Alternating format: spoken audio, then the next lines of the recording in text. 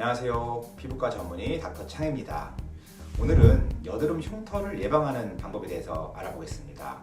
이미 발생한 여드름 흉터를 치료하는 것에 대해서는 지난 영상에서 말씀을 드렸고요. 오늘은 흉터가 생기기 전에 여드름이 나는 분들이 그 여드름이 흉터로 가기 전에 좀 예방할 수 있는 방법에 대해서 말씀드리려고 합니다. 여드름 자체는 치료하면 좋아지죠. 물론 또 날 수도 있지만 치료하면 좋아지고 회복이 되면 깨끗한 피부로 될 수도 있지만 한번 발생한 흉터는 평생 갑니다. 좋아지지 않기 때문에 그만큼 여드름 흉터를 막는 것이 굉장히 중요합니다. 자, 여드름 흉터 예방법 첫 번째입니다. 염증성 여드름은 빨리 치료하자. 흉터가 생기는 여드름은 우리가 흔히 말하는 좁쌀 여드름, 즉 면포성 여드름이 아니라 염증성 여드름입니다. 염증성 여드름이 심해지면 염증이 차지하고 있는 공간이 커지고 그 염증이 가라앉으면서 이 공간이 꺼지면서 흉터가 생기게 됩니다. 염증성 여드름이 생겼다면 그 염증이 오래 가고 커져서 결국 흉터를 만들기 전에 염증 초기에 가라앉히는 것이 좋습니다. 가장 빠른 효과를 보이는 것은 우리 흔히 염증 주사라고 하죠. 스테로이드 약물을 모공 속에 살짝 주사해주는 염증 주사가 가장 빠른 효과를 볼 수가 있고요. 염증 주사를 못 맞는다면 우리 먹는 항생제도 도움이 될 수가 있겠습니다. 자, 두 번째, 무리하게 짜거나 뜯지 말자.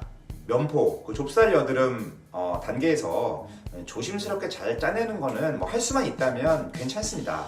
하지만 간혹 이런 면포 좁쌀 여드름을 이렇게 뜯는 분들 많죠. 뜯으면 거기서 염증이 생깁니다. 염증이 생겨서 흉터 가능성이 높아집니다. 따라서 뜯는 거 꼭 피해 주시고요.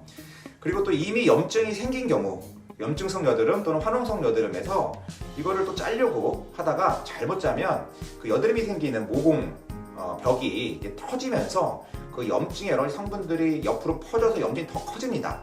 따라서 이렇게 되면 염증이 더 커지고 그 염증이 빠지면서 그 부분이 꺼지는 그렇게 흉터를 만들 수가 있기 때문에 특히 염증성 여드름은 건드리지 않는 것이 좋습니다.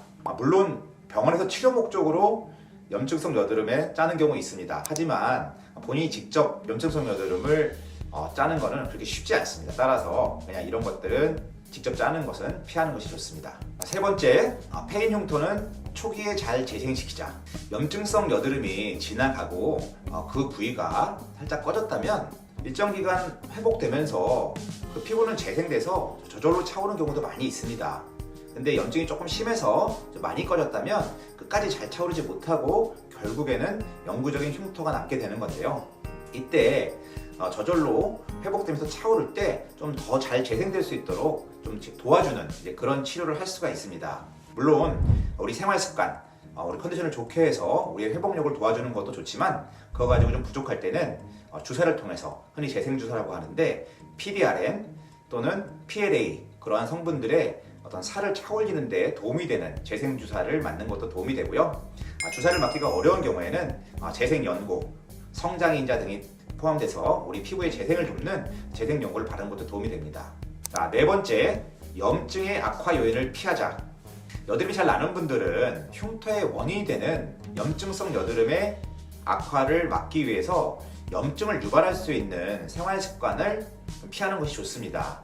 특히 수면 부족, 스트레스, 불규칙한 생활, 술을 많이 드신다든지 또 당이 많은 음식, 초콜릿, 사탕 등 단 음식이라든지 밀가루 음식 이런 것들은 염증을 악화시킬 수 있기 때문에 좀 피하는 것이 좋습니다.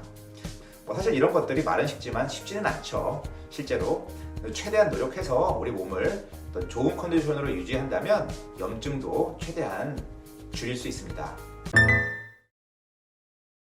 자, 오늘은 여드름 흉터를 예방하는 방법에 대해서 알아봤습니다. 도움이 되셨다면 구독과 좋아요 꼭 부탁드리고요. 궁금한 점은 댓글로 많이 올려주세요. 그럼 행복한 하루 되십시오. 감사합니다.